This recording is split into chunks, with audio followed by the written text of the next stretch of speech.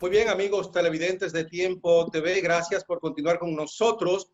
Como ya habíamos anunciado al inicio de este espacio, hoy vamos pues a conversar con un destacado hombre de la vida nacional dominicana y sobre todo muy destacado y conocido y querido en la iglesia dominicana, la iglesia católica, nuestra iglesia católica.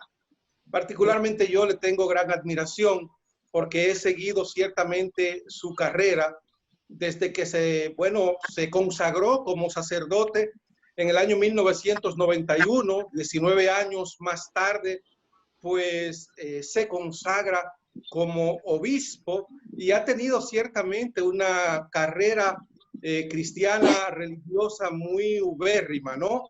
Hizo un trabajo excelente en la parroquia, si mal no recuerdo, Santa Clara, en un barrio muy conocido y muy popular en la capital dominicana, que es Capotillo. Pero hay algo de nuestro distinguidísimo invitado en el día de hoy que mucha gente no conoce, y es que es un gran deportista.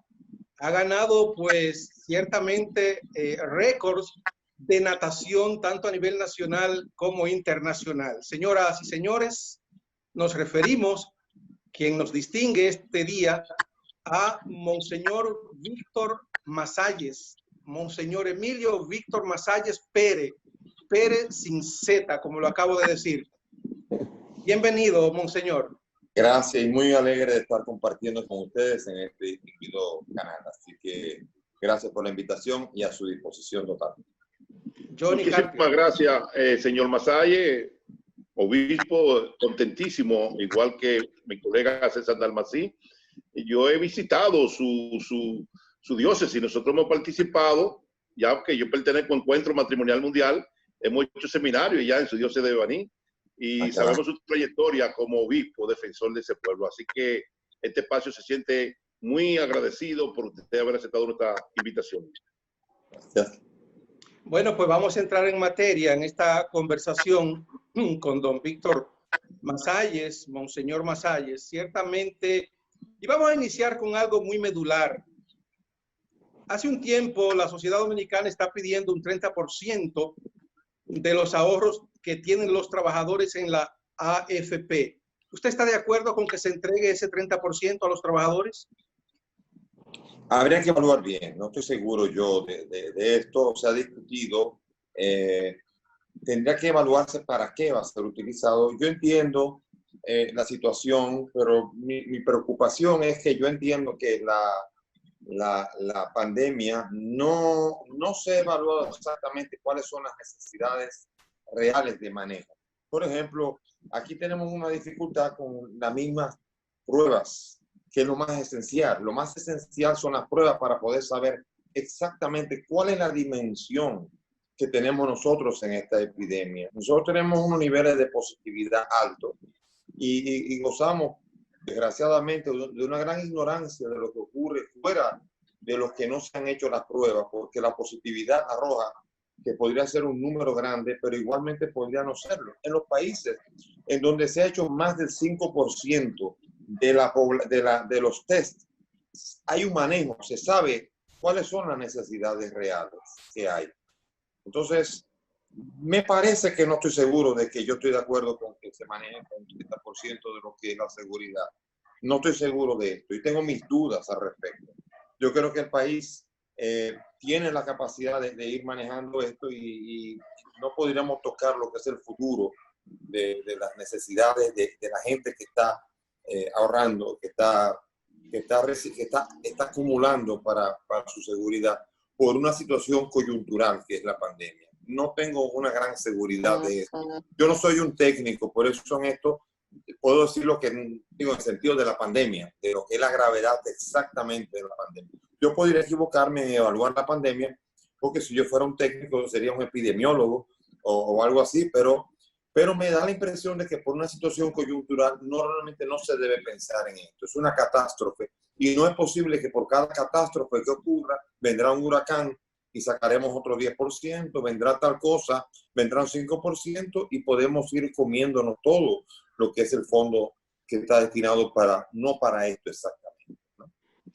Precisamente, ya que usted tocó el tema de la pandemia, Monseñor Masaye, el Congreso acaba de aprobar, luego de ser sometido por el presidente Danilo Medina y consensuado con el presidente electo Luis Abinader, un nuevo plazo de 45 días para que se ordene el estado de emergencia nacional y el toque de queda. ¿Cuál es su parecer con relación a este nuevo plazo de 45 días? ¿Entiende usted que ese plazo debe ir acompañado de medidas drásticas para que la población tome conciencia de la gravedad de esta pandemia que tantas personas valiosas, artísticas, religiosas, políticas, ya se ha llevado? Sí, incluso una diputada recientemente ha muerto Así ahora es. de Valverde, Zaida Polanco. O sea que vemos nosotros que personas que estaban a punto de ofrecer lo mejor de sí a la sociedad.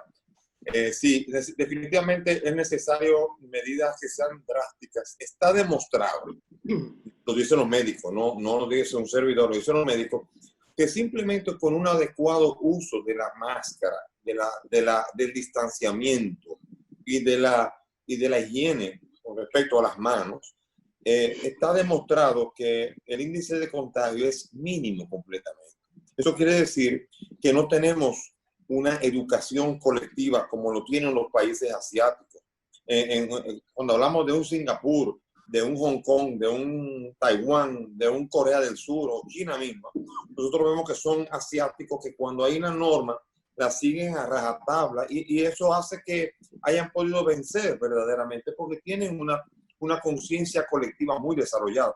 Nosotros no la tenemos, necesitamos coerción, necesitamos medidas fuertes, no solamente a nivel de decisiones y medidas, sino ejecución verdaderamente de penas fuertes para quien rompa con esta, porque está demostrado que no hay otra cosa mejor que lo que siempre se ha dicho, el distanciamiento, el uso de la máscara y el cuidado de la higiene para poder prevenir esta enfermedad. Y no hay la menor duda que si tuviésemos, como dicen el arzobispo Osoria y el obispo Benito Ángeles, supiéramos hacer una cuarentena, podríamos vencer muy fácilmente la enfermedad. Lo que pasa es que estamos en un país en donde una gran cantidad de personas viven del diario vivir, de lo que hacen diario, trabajos informales, que si no salen a la calle a trabajar, no van a poder tener una despensa con 14 días para poder estar encerrados. Este es el grave drama que tenemos en nuestra nación. Una población económica activa altísimamente formada de trabajo informal, que hará imposible que podamos permanecer siempre en una casa, pero las medidas no se están tomando. Nosotros vemos cómo nuestra gente se burla de todo. Hablan. Yo ahora mismo estaba viendo estoy en Baní, estaba en el parque y veo que estaban haciendo ejercicio. Y después de estar haciendo ejercicio con máscara, después todos estaban con la máscara quitada y hablando de tú a tú así, todo ese grupo, el mismo grupo que estaba haciéndolo. Uno dice, pero no entiendo, o sea, no se entiende esa conciencia que se pierde en un momento determinado, como que si el coronavirus tuviese momentos de descanso y momentos que no, que como en un jueguito pudiésemos decirle tan y gol. Ahora no. El coronavirus es una epidemia en la cual requiere de una disciplina que desgraciadamente no estamos habituados a tener. Nuestra cultura de abrazo, nuestra cultura es de superar las medidas, olvidarnos de las medidas para buscar lo práctico. Y de esa manera, por desgracia, parece que el coronavirus va a ser un residente local. Tristemente, a largo plazo va a estar presente en nuestra sociedad. Mientras no tengamos una decisión clara o de las autoridades o de las Fuerzas Armadas para poder hacer que nos metamos en cintura. Yo creo que es necesaria la fuerza, la exigencia, pero también hay que tener mucho cuidado con lo que necesitan, pero exigirles a ellos que cuando salgan, que salgan tomando las medidas adecuadas. Hay que ser fuertes. Si no, no podremos vencerlo, como está pasando, por desgracia, en otros países occidentales, desarrollados y no desarrollados. Porque en países desarrollados como Estados Unidos, ahí miren cómo está la cosa, tan malo peor que aquí. Y también en muchos países latinoamericanos en donde nuestra cultura es muy laxa y no permite esa disciplina colectiva que vence cualquier tipo de catástrofe. Monseñor, la República Dominicana está en una etapa en términos políticos de transición en este momento. ¿Cómo califica usted el gobierno que ya concluye, encabezado por el presidente, el licenciado Danilo Medina Sánchez? ¿Y qué espera del próximo gobierno que encabezará el licenciado Luis Abinader? Bueno, pues el PLD tuvo sus aportes. Fue un gobierno, sobre todo los últimos dos gobiernos de Danilo Medina, tuvieron sus aportes, como por ejemplo el 9-11, y hubo algunos otros aportes más. No podemos negar los aportes que dieron. Fueron gobiernos que se desarrollaron bastante bien.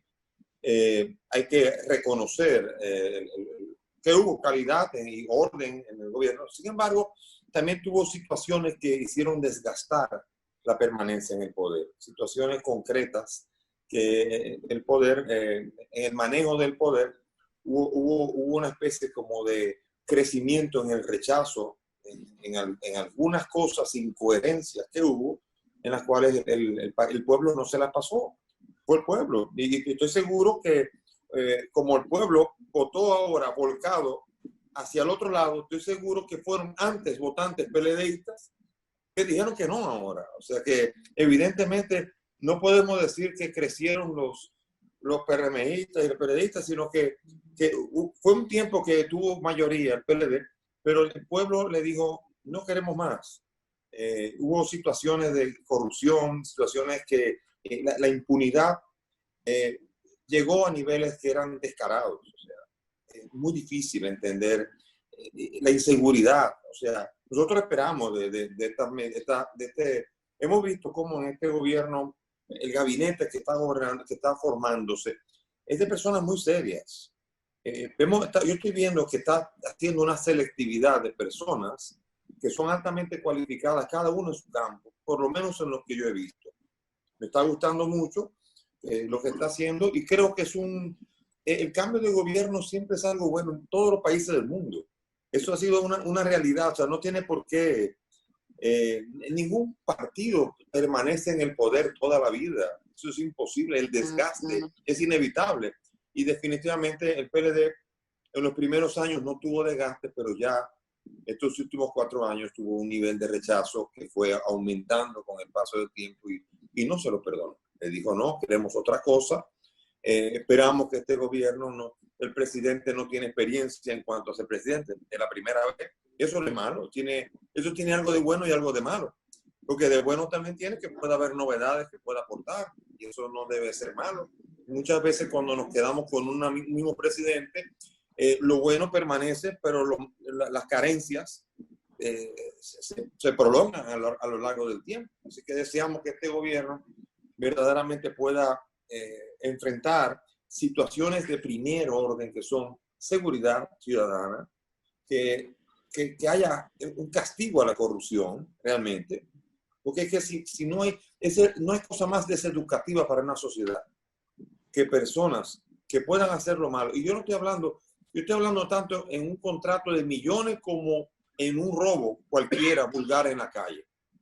En cosas grandes, en cosas pequeñas, no hay cosa más deseducativa que personas, un niño que no recibe el pau, que no recibe la enseñanza en el régimen de consecuencias y que entonces, por tanto, puede hacer lo que quiera.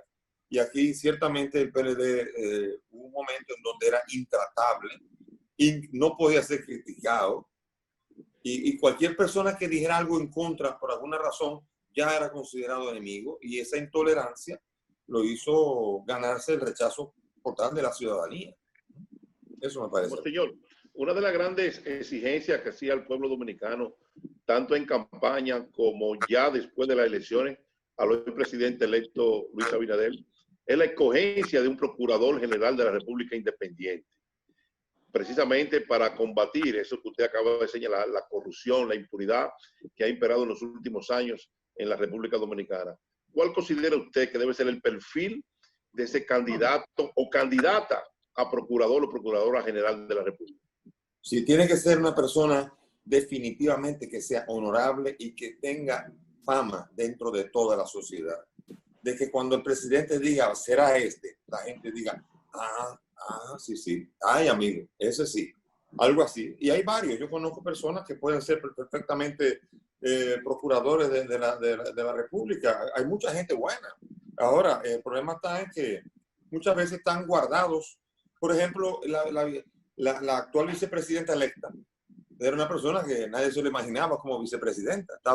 La conozco de haber estado en la Pucamaima y es un asset, es un activo dentro de nuestro país. Y es un activo que pasa de ser un activo en una institución privada a ser un activo ahora a nivel de funcionario público, y con lo cual se espera lo mejor de ella. Por lo tanto, no hay por qué no suponer que una mujer o un hombre honorables puedan tomar ese lugar y que incluso sean capaces de plantarle cara al mismo presidente si el presidente quisiera hacer algo y le diga, señor presidente, no es así. Eso pasa en todos los países del mundo. Después podríamos revisar la constitución de quién es que lo elige o no, porque lo difícil es que cuando me eligen a mí, cuando el que me elige a mí y que me pone de procurador y que me puede quitar, yo no puedo plantarle cara. Hay una situación difícil que dependerá mucho de la capacidad de respeto que tenga el presidente electo a las decisiones que tome y la búsqueda de no interferir en el proceso de la justicia. Pero eso depende, es un sistema presidencialista, o sea que depende del presidente. O sea, si yo tengo cualquier trabajo, a mí me asignan un trabajo, me contratan de gerente de una compañía, el jefe mío, normalmente hay que responder a él. Ahora no, él me pide, en el caso público, tengo que responder a una ciudadanía. Pero ese mismo que me eligió me puede sacar, me podría cambiar. Es una situación en la estructura muy difícil y por eso necesitamos un doble respeto. Que el procurador se sepa dar a respetar en cuanto a la exigencia del cumplimiento de la justicia y que el presidente electo sea capaz de respetar la institucionalidad de lo que es la separación de poderes para que pueda haber verdaderamente un procurador que persiga no por partido, sino por personas que hayan incurrido en faltas graves a la sociedad y que no tenga que ver el color del partido y no tenga que ver ni siquiera que esté en el gobierno. Al revés, yo creo que le hace mucho bien a un gobierno que un procurador venga y detutane a uno que haya hecho algo mal y que el presidente diga, bien hecho, y acato eso lo honrará mucho más todavía. Claro, eso en la práctica no es tan fácil. En la teoría es muy... Ahora en la práctica esperamos que él pueda realmente, se pueda realizar este proceso y con eso ganaría mucho la República Dominicana. Monseñor Víctor Masalles, perdóname, Johnny.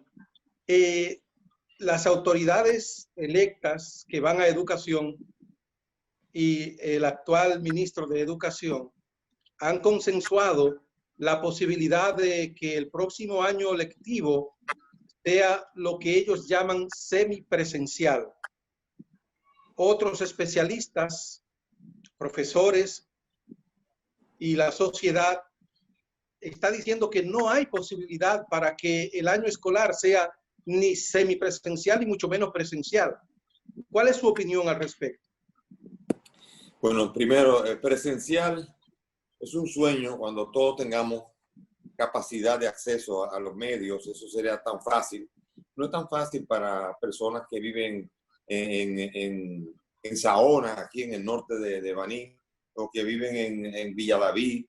No todos van a tener el acceso a poder tener y además la educación presencial requiere que los padres también estén involucrados en ello y puedan también dar una monitoría grande al niño, al joven o al adolescente. Por tanto, no creo que no presencial pueda tener un año que pueda ser realmente eficaz y que pueda ayudar. Hay todo tipo de teorías. Por ejemplo, Pelegrín Castillo hablaba de un año sabático, en donde se dedicara a reforzar, pero también es muy difícil reforzar si no es presencialmente también, porque si no, el día en que o sea, no tenemos la disciplina, necesitamos nosotros de esa presencia y que en esa presencia se cumpla. Yo ese semipresencial, yo lo entiendo, no es tan fácil. Cuando nuestros muchachos dominicanos están estudiando fuera y vienen aquí, vienen de universidades donde todo está bien organizado. Y yo veo a jóvenes dominicanos que estudian en España o en Estados Unidos, que siguen las clases ahí porque ya la cosa está bien organizada. Pero no va a ser lo mismo desde aquí todavía. No tenemos una plataforma adecuada en donde se presente la estructura del pensum, se presente de una manera tal que se pueda acompañar con eficacia al porciento alto de la población estudiantil. No creo que sea así.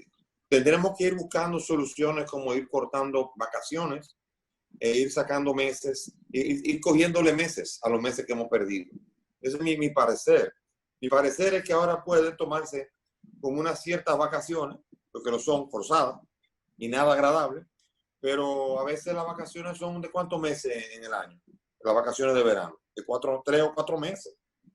Bueno, ahí tenemos nosotros el tiempo para reponer lo que nosotros deberíamos hacer, porque ahora mismo no hay la manera no presencial de hacer un proceso educativo que no sea solamente a los colegios privados que tienen alta tecnología y que pueden seguir todo con una plataforma monitoreada adecuada.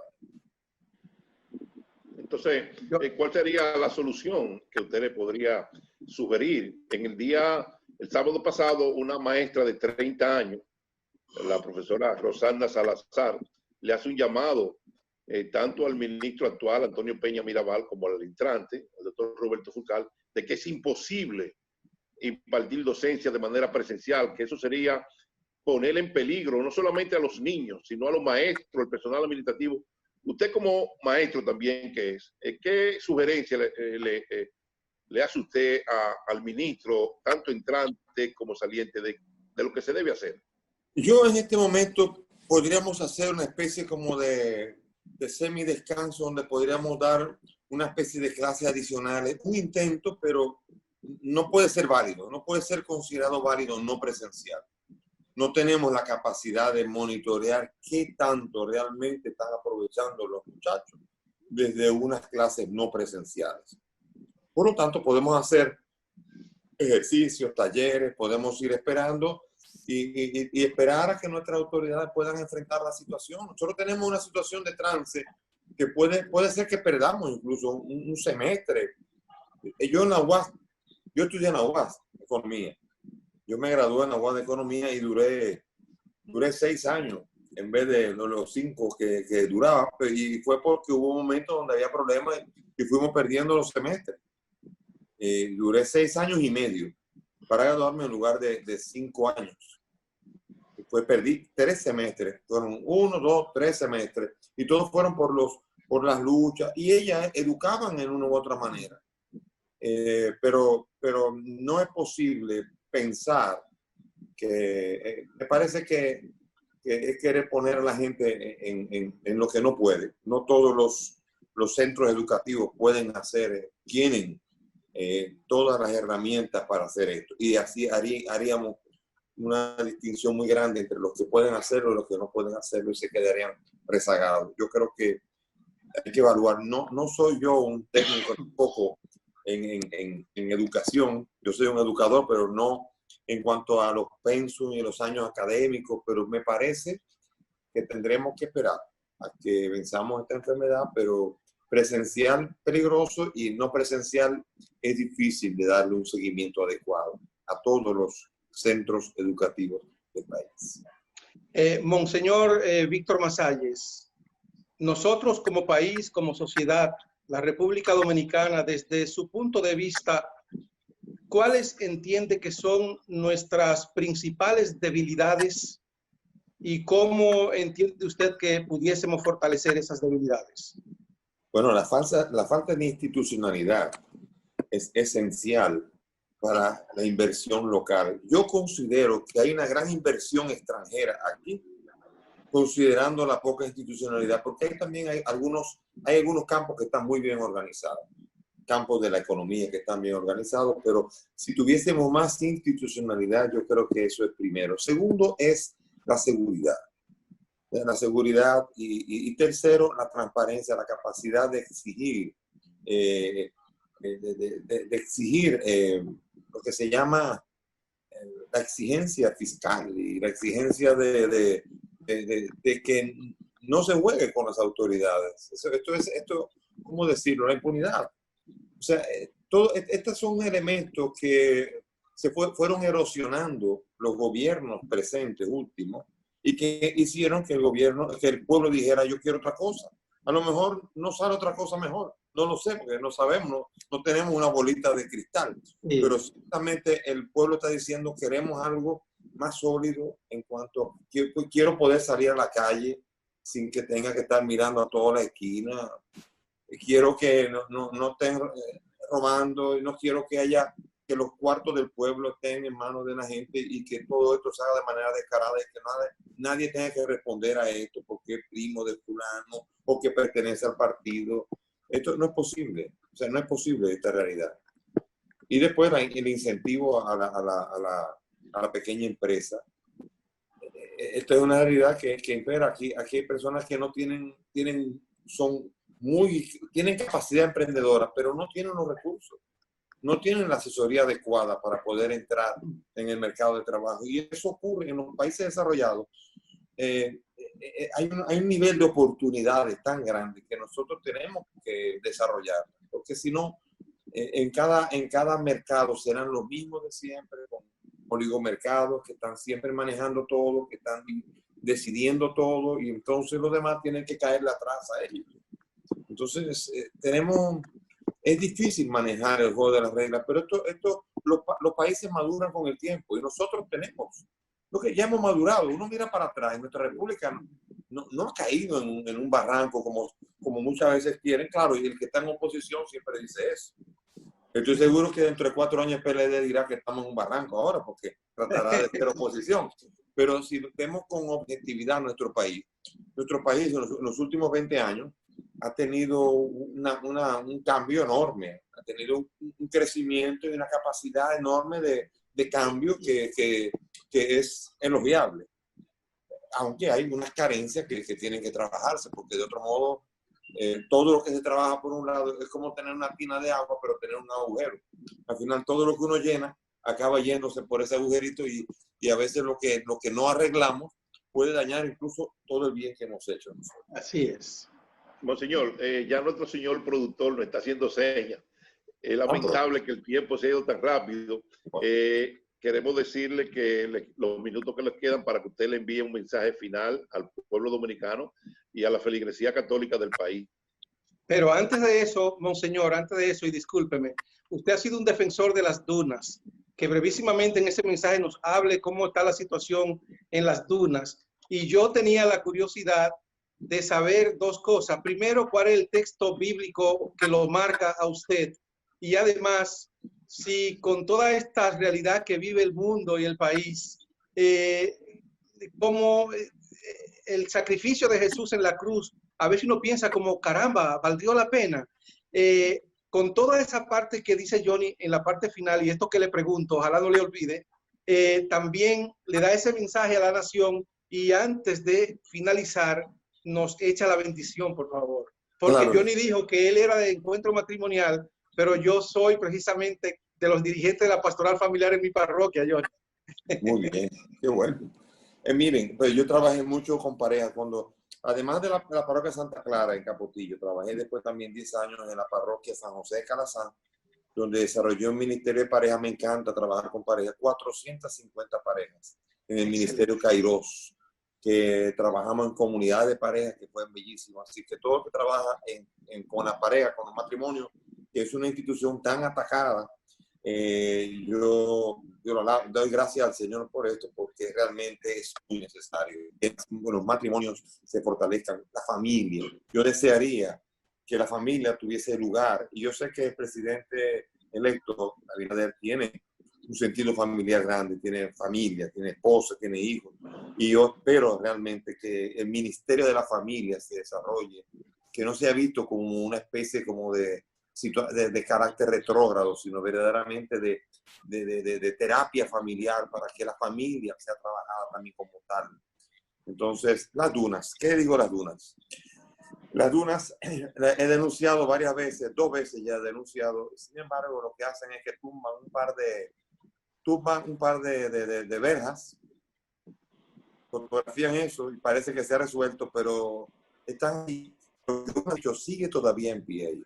O sea, se han ocupado y no hay manera me siento a veces como frustrado de ver la ausencia de autoridades que tomen en serio el cuidado de los recursos naturales. Yo soy presidente también de la Comisión de Comanejo del Parque Luis King. Y ahí estamos pasando trabajo porque la gente se mete y se mete. Y estamos, gracias a Dios, allí podemos manejar con las autoridades que se retiraran a las personas que quieren invadir el Parque de Luis King. El Parque Luis King es uno de los grandes pulmones que tiene el país. Pues las dunas es uno de los grandes recursos bellísimos que casi no hay en ninguna parte del Caribe. Hay un recurso natural tan hermoso y aprovechable a nivel turístico como las dunas, un recurso tan hermoso y sin embargo siguen allí ocupados y no hay manera de sacar. A mí no es que me corresponde ir con una mandaria a sacar gente de allí, hay autoridades para esto que les corresponde. A mí me toca, denunciar, es doloroso, a mí me da pena, me gustaría no tener que estar denunciando tanto, me gustaría que no hubiera problemas. Y por eso, ¿cuál es el lema mío? El lema mío es la segunda carta de Timoteo 4:2, que es el lema de mi episcopado, que es la de San Pablo, que dice, proclama la palabra a tiempo y a destiempo. O sea, la palabra, la proclamación de la palabra para mí ha sido uno de los elementos esenciales de la predicación. Yo lo aprendí del padre Emiliano Tardif, maestro, verdaderamente un predicador, y de algunas personas que me acompañaron en esto, pero la predicación desde jovencito estuve trabajando y después también la Eucaristía, pero la palabra, ser un hombre de palabra y que esa palabra tenga fuerza, que tenga verdad y sobre todo que mueva a la gente, para mí es la esencia y un resumen de lo que sería lo que me identifica dentro de lo que es la palabra de Dios. Maravilloso, maravilloso. Bien, pues además, yo creo que un mensaje importante para la feligresía católica es, por favor, hay que mantener la fe. La fe que no se celebra es una fe que se pierde, por más que usted crea. La fe que se abandona es como un brazo. Usted deja de usar el brazo y el brazo se le atrofia, y el pie y lo que sea también, y hasta la mente. Entonces, por esto, la fe es esencial. Es una de las dimensiones más importantes y, por desgracia, a nivel mundial se ha castigado mucho a las iglesias. Las iglesias no son el lugar de más contagio. Las iglesias han obedecido al pie de la letra. Nosotros hemos obedecido al pie de la letra lo que es el distanciamiento, y es una necesidad del ser humano, sobre todo en la pandemia, de la asistencia y de la fortaleza espiritual. Y es una pena que traten a la iglesia como un foco de contagio en lugar de una fuente de esperanza y de fortaleza en el medio de esta situación. Así que a los católicos yo les invito a que, dada esta circunstancia, que se unan en las redes, que participen, aunque no es lo mismo ir a misa que presencializar una misa por las redes, pero hay que cultivar la fe, hay que alimentarse, haga rosario, viva, busque por Spotify, en todos los lugares, en todos los elementos que hay por las redes. Hay un montón de elementos espirituales. No la abandone nunca, porque en situaciones de pandemia es donde ha habido bajones en la fe. Personas que han abandonado y después de allí, cuando es volver, ¡ay, hombre! Y lo dejan allí. Y se quedan sin los elementos tan importantes para vivir la felicidad en la vida. Así que no deje a Jesucristo, pida la intercesión de María, viva con los hermanos, únase con ellos a distancia, pero siempre, aunque sea a nivel electrónico, pero viva esa fe. Porque le digo, una fe que no se celebra es una fe que se pierde. Así que por esto les bendigo y les invito a mantenerse firmes en la fe en una situación como esta. En un momento como este, no es tan importante, hay cosas que no son tan importantes, hay cosas que son esenciales, pero si hay algo que es medular, es conservar el carácter, la fortaleza, y la fe es la que proporciona un elemento como este. Así que, y el que no tiene fe, porque se acerque ahora, porque ahora puede encontrar en la fe en Jesucristo, puede encontrar una fortaleza que nunca antes había encontrado. Conozco personas que se han convertido en tiempo de la pandemia. Y son personas que han encontrado algo que han vivido la pandemia, que no la han vivido antes, ni sin pandemia, ni nada. Así que Cristo hace la diferencia y no me lo deja, no se quede ahí solo, porque Jesucristo dijo, sin mí no podéis hacer nada. Muchísimas gracias, Monseñor Masalle. Tanto César Dalmací como un servidor, Johnny Carpio y Reinaldo Mesa, le agradecemos eternamente esta entrevista para este espacio Tiempo TV. Y no queremos irnos sin su bendición. Claro que sí. Vamos a hacer una oración, primero una breve oración y pedir por el pueblo dominicano y todo el pueblo de Dios que necesita en este momento fortaleza en la fe. Señor, te doy gracias por esta presencia tuya constante en tu pueblo. Desde el nacimiento de la ciudadanía dominicana, Señor, tú has estado presente en los lemas, en la fe, y se ha transmitido a lo largo del tiempo. Ha habido denuncias también, como Antón de Montesinos, hombres de fe, y otros hombres de fe que han alimentado también al pueblo de Dios. Te pido para que este pueblo en este tiempo de pandemia no entre ni en pánico ni en desaliento, sino que encuentre siempre en ti toda la fortaleza que necesita. Amén. Y la bendición de Dios Todopoderoso, Padre, Hijo y Espíritu Santo, descienda sobre ustedes y permanezca para siempre. Amén. Muchas gracias, Monseñor Víctor Masalles. Ha sido un honor para Tiempo TV. Como dice Johnny, pues que usted haya tomado tiempo para conversar con nosotros, decirle que este espacio está siempre, siempre a su entera disposición y nos despedimos deseándole que siga cosechando los mejores frutos a nivel espiritual dentro de nuestra Santa Madre Iglesia Católica. Amén. Gracias por la invitación. Señores, continúen con nosotros. Tenemos más aquí en Tiempo TV.